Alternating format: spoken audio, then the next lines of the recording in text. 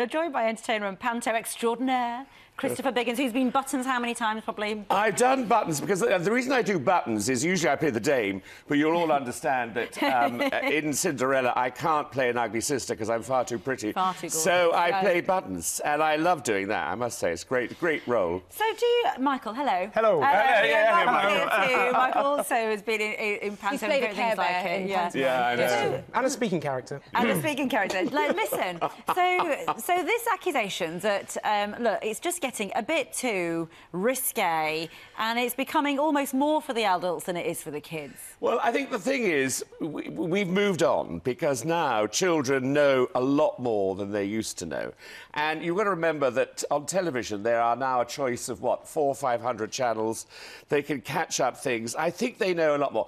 I do think there is a line which, you know, is difficult to go, whether you go over or under it.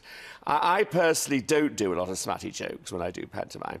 If you go and see Julian Clary at the Palladium, you expect something along those lines. You're likely to get a fair few. You are, and I've seen the Palladium pantomime, and it is brilliant, and it is very, very funny.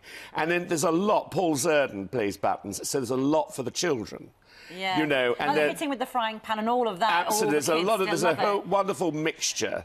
Because I guess for the little ones, anything like that, it will go over their heads if they're that little. Exactly. The older ones, as you're saying, you know, they probably know a lot of it anyway. It's those ones in between that the parents might get an awkward conversation where they then go... 6 or 7-year-olds, Mummy, what did that mean? Why is everybody laughing? Yes, I suppose, well, it might be difficult to explain that. But, I mean, you know, on the whole, you have to...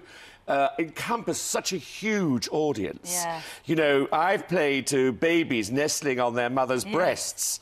So there's that child, and then there's the middle child, and there's older... And their granddad. Yeah. I mean, in the old days, of course, we used to have the principal boy was played by a woman. And there was a lot of slap-thighing, you know, slap-thiging?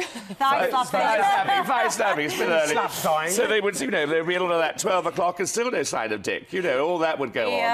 And... So, Michael, I mean, you've got kids. My son went to see Alice in Wonderland, where my sister's been texting me this morning saying that she found it funny. She took your son there. She took him, and I don't know. But he said she was shocked by some of the smuttiness.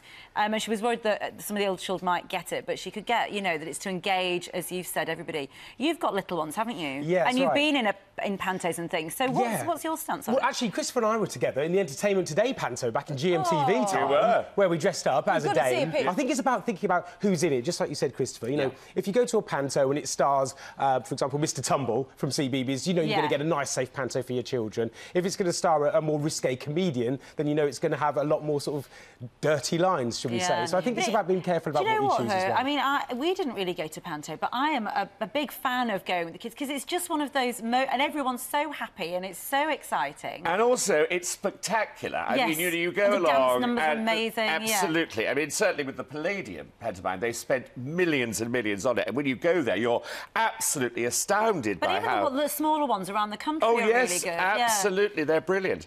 And I think it's a very important tradition that we do keep pantos. And I think...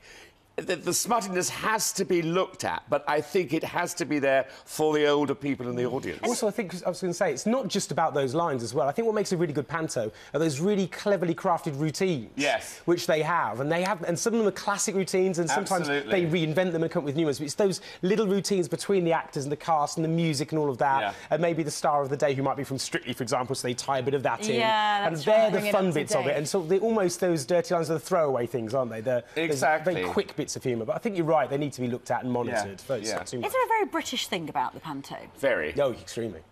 I mean, they do happen. I mean, there are pantomimes all over the world, but it's specific to Great Britain. I mean, it is an extraordinary and so popular. I mean, you know, millions and millions of people go and see them all over the country. And as for you, you're taking a break from panto. I'm taking a...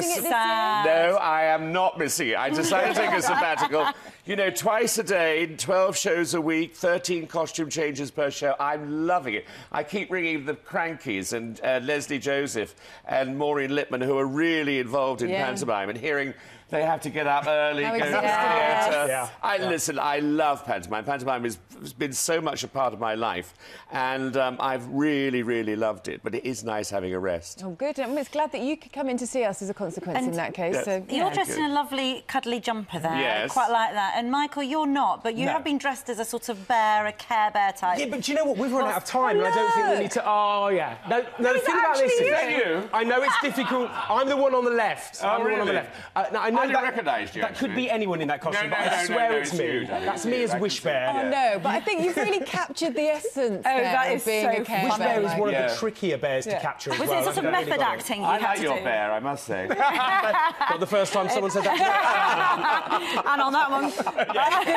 Ba-boom. on your slap thighing or whatever it was we had to be doing. Thanks ever so much.